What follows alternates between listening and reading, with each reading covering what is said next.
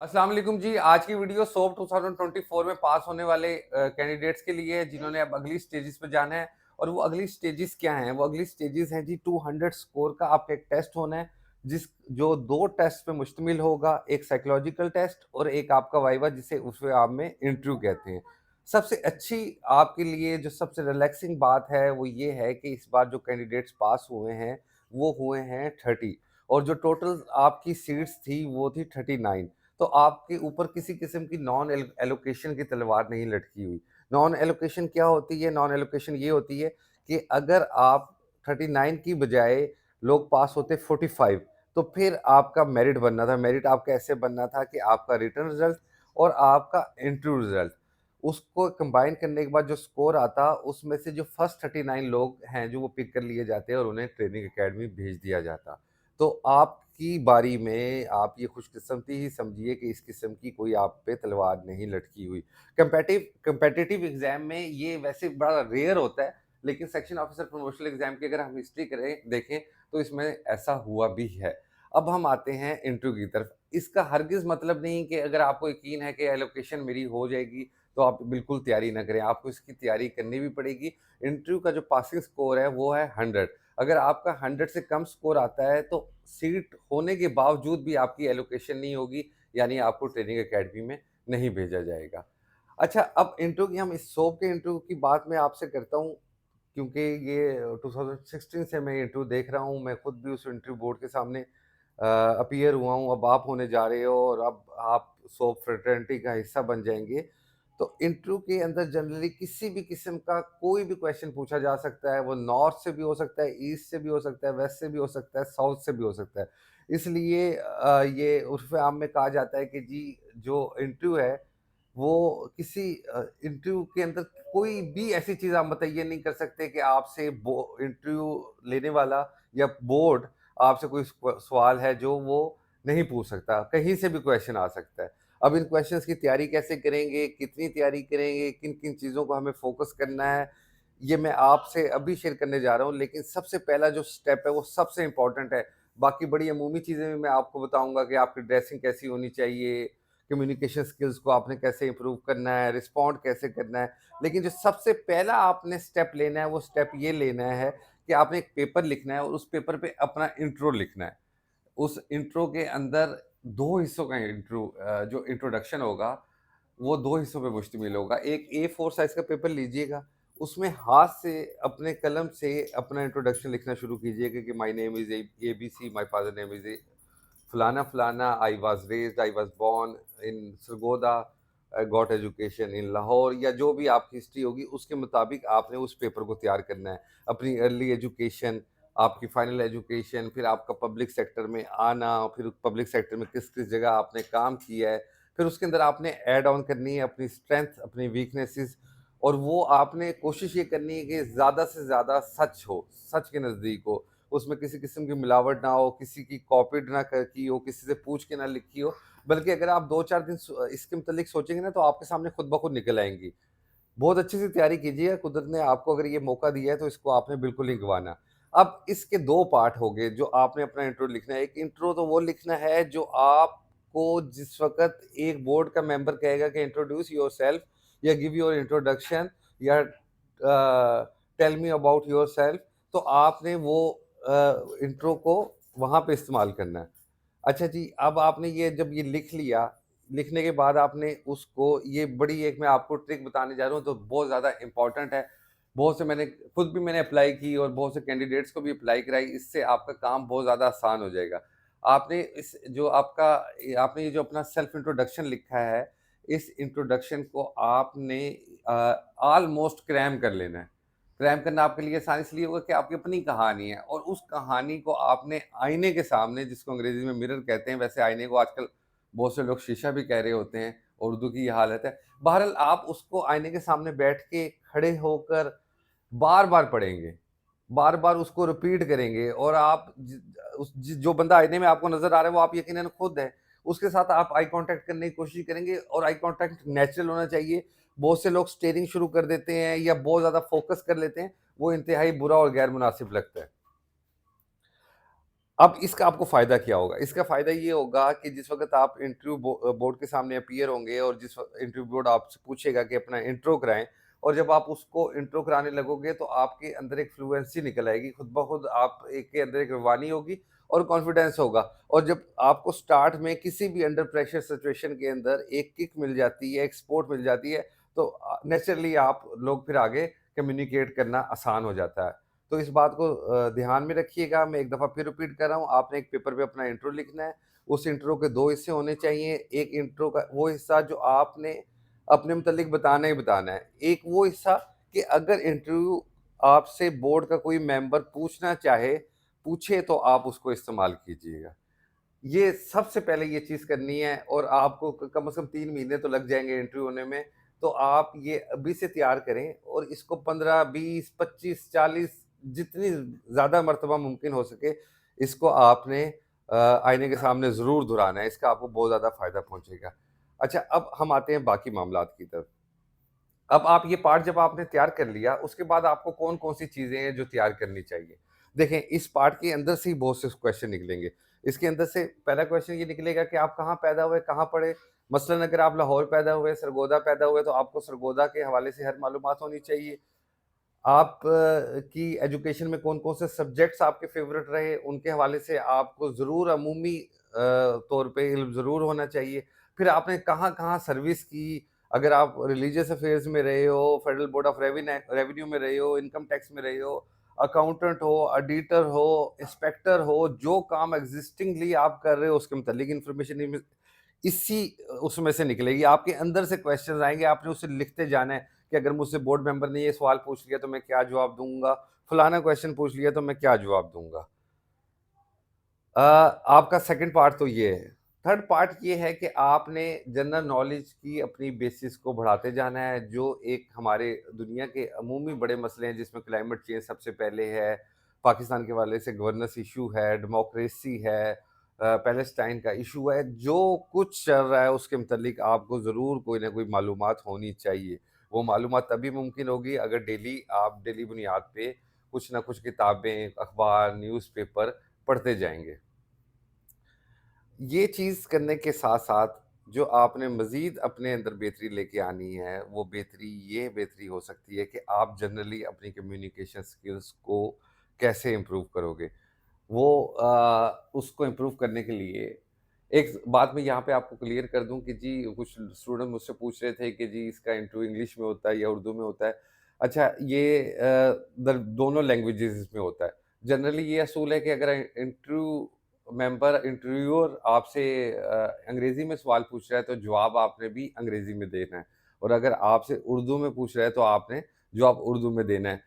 चंद दोस्त अगर आप ये इसकी बैठ के प्रैक्टिस कर लेंगे तब भी ये आप कर सकते हो। कोई ऐप-शैप देख लो लेकिन इसके मुतालिक बहुत ज़्यादा आपको किसी किस्म की उसमें जाने की ज़रूरत नहीं है कि आप बहुत एक्सेंट चेंज करने की कोशिश करो। नेचुरल अंदाज़ के अंदर ठहर-ठहर के बात करोगे, चंद दिन की 30-40 दिन की प्रैक्टिस कर लोगे क्योंकि ऑलरेडी आप सर्विसेज़ के अंदर हैं, आप अंग्रेज़ी लिखते रहे हैं, आपने अभी सोप के पेपर क्लियर किए हैं, तो लिखना तो आपको आता है। बोलने के अंदर कभी-कभी हमें कॉन्फिडेंस का इश्यू इस वजह से आ जाता है क्योंकि हम ज़्यादातर इस ज़ुबान को ज़ेर इस्तेमाल नहीं करते हैं, हम में से बहुत से लोग। लेकिन आप अगर चंद दिन की प्रैक्टिस कर लें तो वो आपको आ जाएगा। जो इसमें सबसे इम्पोर्टेंट चीज़ है वो ये है कि आपके चेहरे पे, आपकी बॉडी के ऊपर कॉन्फिडेंस हो। अगर आपका कहीं जुमला टूट रहा है तो आप ऐसे उसकी वजह से कन्फ्यूज़ ना हो जाएँ, कॉन्फिडेंस लूज़ ना कर दें, आप कम्युनिकेट करें। आपको एक बात मैं ये वाज़िह कर दूँ कि ये जो आपसे क्वेश्चन पूछे जाएँगे, इस इंटरव्यू की जो ड्यूरेशन होगी, वो 20 से 25 मिनट होगी। हो सकता है ये 15 मिनट के अंदर भी किसी कैंडिडेट को फ़ारिग करें और किसी को 25 मिनट्स उसके साथ वक़्त या 25 मिनट से थोड़ा-सा ज़्यादा वक़्त गुज़ारें। लेकिन एक तो इसमें ड्यूरेशन मैटर नहीं करती।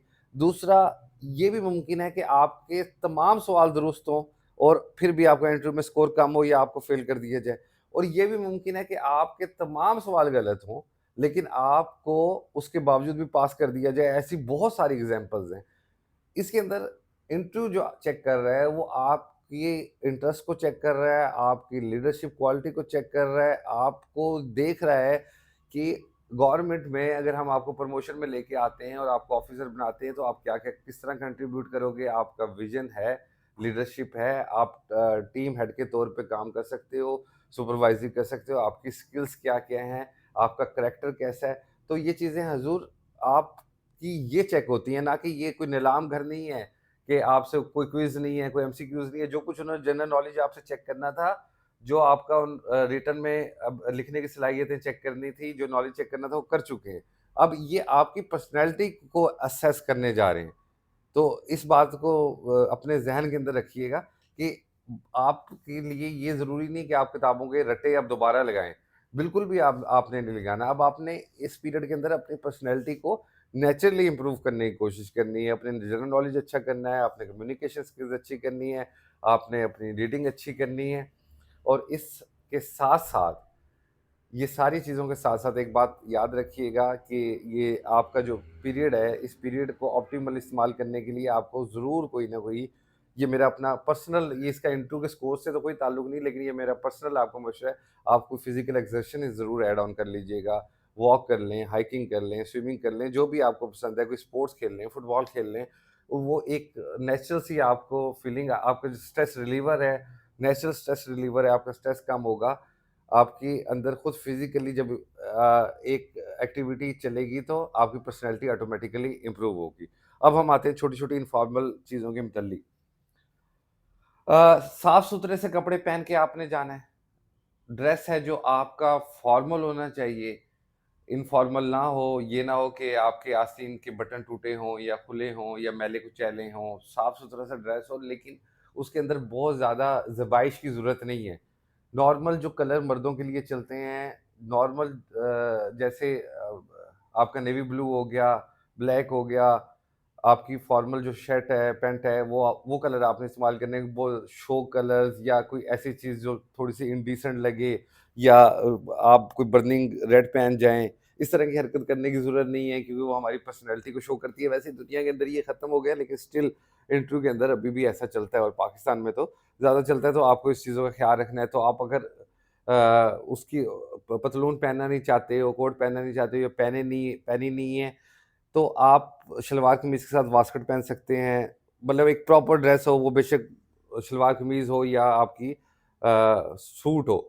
सूट के अंदर आपने ये ख़्याल रखना है, कोई भी सूट अगर आप लें तो उसे 3 से 4 मर्तबा पहन लें, क्योंकि हम में से बहुत से लोगों को आदत नहीं होती कि वो सूट नहीं पहनते। तो जब हम कोई भी लिबास पहली दफ़ा पहनते हैं तो हमें उसको पहनने का ढंग नहीं आता।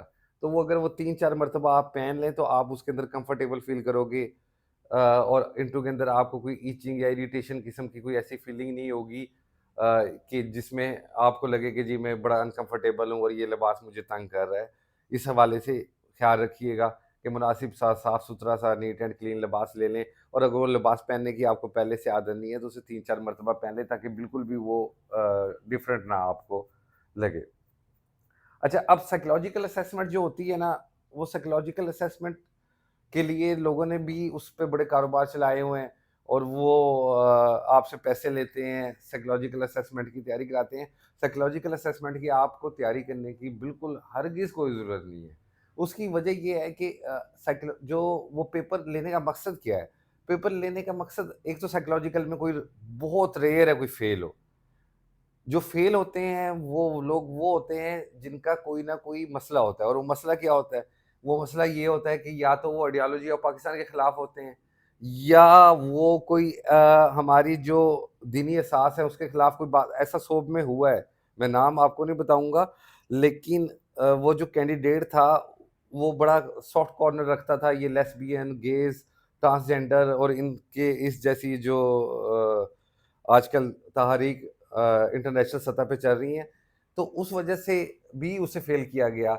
या अगर आपके जो ख़्यालात हैं वो लेफ्टिस्ट हैं, या आप मार्क्सिज़्म की तरफ आपका बड़ा रुझान है।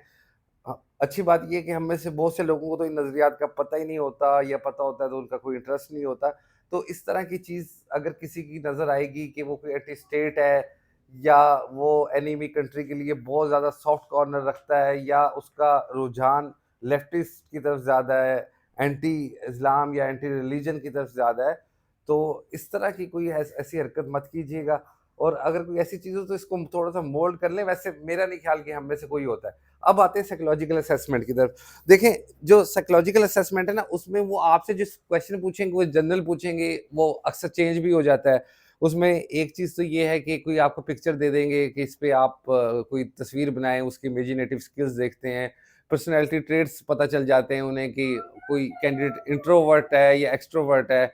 इंट्रोवर्ट उसको कहते हैं जो बड़ा कम-गो होता है, एक्सट्रोवर्ट उसको कहते हैं जो बहुत ज़्यादा कॉन्फिडेंट होता है, सोशल होता है। तो आपके रुझानात को देखेंगे कि ये ज़्यादा लॉजिक्स पे बिलीव करता है या इमोशनल पे बिलीव करता है। और आप जितनी भी साइकोलॉजिकल टेस्ट की तैयारी कर लें, इसमें आपको बड़ी आसानी से जो साइकोलॉजिस्ट होता है वो कहीं न कहीं पकड़ लेता है। छोटा-सा इंटरव्यू आपका साइकोलॉजिस्ट के साथ भी होगा जिसमें वो आपसे बड़ी जनरल चीज़ें पूछेगा। पेन पिक्चर उससे पहले मिल जाएगी जो साइकोलॉजिकल असेसमेंट में आपको मिलेगी, और बाकी चीज़ वो आपसे छोटा-सा इंटरव्यू में पूछ लेगा। फिर आपसे एक ग्रुप डिस्कशन भी कराई जाएगी। ग्रुप डिस्कशन उर्दू में भी होगी, अंग्रेज़ी में भी होगी। वो आप जनरल दोस्तों के ग्रुप बना के एक-दूसरे के साथ थोड़ी-सी प्रैक्टिस कर सकते हैं। फिर आपसे एक फ़िल-बदी जिसे एक्सटेम्परी स्पीच कहते हैं, वो 2 मिनट की कराई जाएगी किसी भी मौज़ू पे। आपको इस्लाम की हिस्ट्री पता होनी चाहिए, आपको पाकिस्तान की हिस्ट्री पता होनी चाहिए, आपके बेसिक इस्लामिक बिलीव्स आपको ज़रूर पता होने चाहिए। आपको छोटे-छोटे कॉन्सेप्ट नेशनलिज़्म, सेकुलरिज़्म कैपिटलिज़्म, थोड़ी-सी वर्ल्ड हिस्ट्री, आजकल के जो क्लाइमेट चेंज के मसले हैं और इस तरह के एनवायरमेंटल इश्यूज़, ये जो ह इंटरनेशनल और लोकल सारे इश्यूज़ हैं, ये आपने बड़े तैयार भी किए होंगे, मज़ीद थोड़े से करोगे, तो ये ज़्यादा बेहतर हो जाएँगे। ये जो हमारे से इंटरव्यू लेंगे ना, ये आपका पूरा बोर्ड नहीं बैठेगा, पूरे बोर्ड से मुराद ये है कि सीएसएस में चेयरमैन भी मौजूद होता है, तो इसमें चेयरमैन मौजूद नहीं होगा। आप लोग क्योंकि ऑलरेडी सर्विस में होते हो, आप लोगों को तो ये सारे जो हमारे हायर अप्स हैं, ग्रेड 21, 20, 22 या इससे 22 से ऊपर तो खैर कोई नहीं होता, मिनिस्टर साहब होते हैं, आप इनके दफ्तरों में आते-जाते भी रहते हो, तो आपको वो जो कोई एक पर्सनैलिटी प्रेशर होता है या बाहर के बंदे को लगता है कि ग्रेड 22 का बंदा है, तो पता नहीं क्या हवा होगा। आप भी कल को इंशाल्लाह यकीनन जो आप में से 40 से छोटे होंगे, वो 21 ग्रेड तक तो ज़रूर पहुँचेंगे, और उसके बाद आपकी किस्मत नसीब है। तो इस किस्म का कोई आपके अंदर अगर इनसे कोई डर है, तो उस डर को ज़रूर ख़त्म कर लीजिएगा। आपके दफ़्तर में ज़रूर कोई ना ग्रेड 21 का ऑफ़िसर होगा, उसके पास जाएँ, सर अगर आपके पास वक़्त है, मेरा इंटरव्यू है, मुझे बताएँ कि जी मैं कैसे तैयारी करूँ? मुझे आपको क्या लगता है मेरी कौन-सी डायरेक्शन मुझे लेनी चाहिए? कम्युनिकेशन स्किल्स कैसे पूरी करनी चाहिए? तो आप ऑलरेडी दफ़्तरों में मौजूद होते हो, तो आप उनके साथ अगर थोड़ा-सा मदद लें, तो आपको एक अंदाज़ा हो जाएगा कि यार ये जो इस ग्रेड का ऑफ़िसर है, वो कैसे कम्युनिकेट करता है, या वो भी हमारे जैसे इंसान होता है।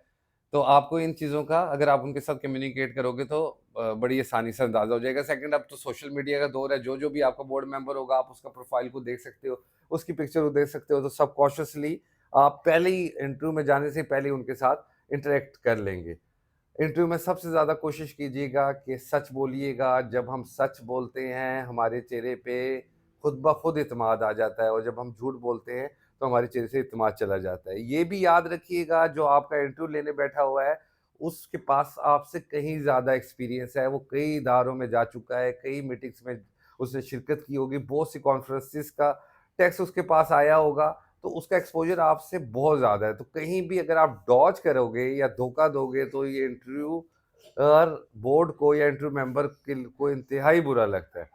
तो इस किस्म की बिल्कुल कोई हरकत ना कीजिएगा। हम्बल रहिएगा, कॉन्फिडेंट रहिएगा। किसी क्वेश्चन का जवाब आपको बिल्कुल नहीं आता, तो आप बड़ी हम्बली कह सकते हो, जी आई एम सॉरी। अगर आप 7 दफ़ा भी आई एम सॉरी कहोगे, या इससे मर्तबा भी आई एम सॉरी कहोगे, तब भी आप पास हो सकते हो। तो इसका ये बिल्कुल मतलब नहीं है कि वो सवालों पे आपको पास करेगा। मैं ये दूसरी दफ़ा दोहरा रहा हूँ। हाँ, अगर आपको मैं एक मिसाल दे रहा हूँ, वो आपको पूछता है कि जी आपको झेलम के मुतल्लिक पता है, या आप कभी झेलम गए हो, लेकिन आप लाहौर गए हो, तो आप इस तरह ज़रूर कह सकते हो कि जी मुझे झेलम के मुतल्लिक मैं ज़्यादा तो नहीं जानता, लेकिन मैं जब भी जीटी रोड पे सफ़र किया, मैंने झेलम से गुज़रा। तो ये आप इस तरह की बात ज़रूर कर सकते हो, लेकिन अगर आप बिल्कुल ब्लाइंड हो, तो आप बिल्कुल क्लियरली कहो, और हम्बली कॉन्फिडेंस के साथ कि जी सॉरी।